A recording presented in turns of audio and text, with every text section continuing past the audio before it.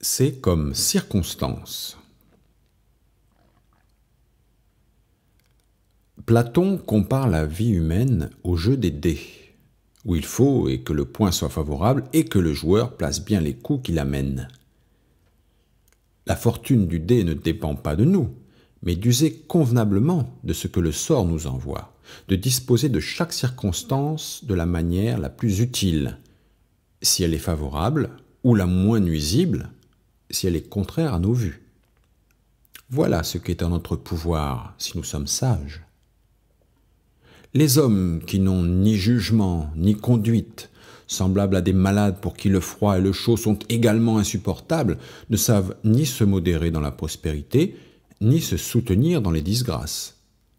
Ils sont troublés par l'une et par l'autre fortune, ou plutôt par eux-mêmes, dans l'une et dans l'autre, et surtout dans l'usage des biens. Plutarque, de la tranquillité de l'âme. Une chauve-souris qui était tombée sur le sol fut capturée par une belette. Se voyant en danger de mort, elle demande grâce. « Impossible, répond la belette. Ma nature me l'interdit.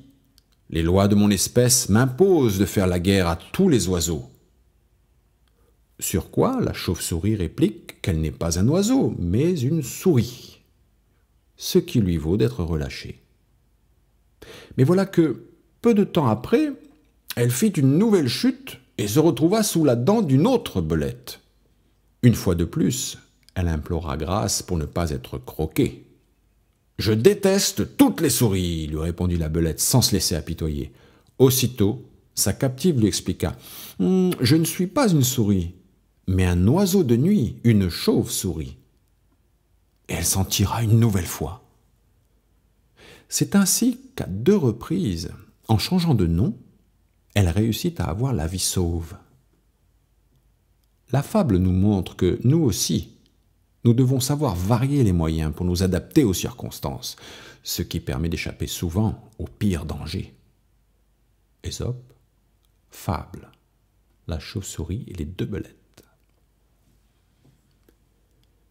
Les circonstances de la vie sont souvent pénibles et contrarient nos projets. Mais combien de gens que les maladies, par exemple, ont forcé à prendre un repos nécessaire? Combien ont trouvé, dans des travaux imprévus, un exercice qui les a fortifiés? Quelques-uns, tels que Diogène et Cratès, n'ont-ils pas eu dans l'exil et dans la perte de leurs biens une occasion d'embrasser l'étude de la philosophie? Zénon apprit que le seul vaisseau qui lui restait avait fait naufrage. « Eh bien, fortune, s'écria-t-il, tu me renvoies au manteau de philosophe. »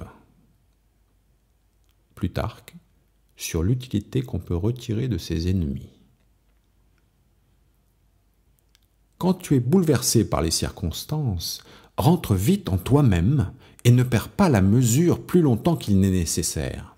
En effet, tu maîtriseras d'autant mieux l'harmonie que tu y reviendras fréquemment.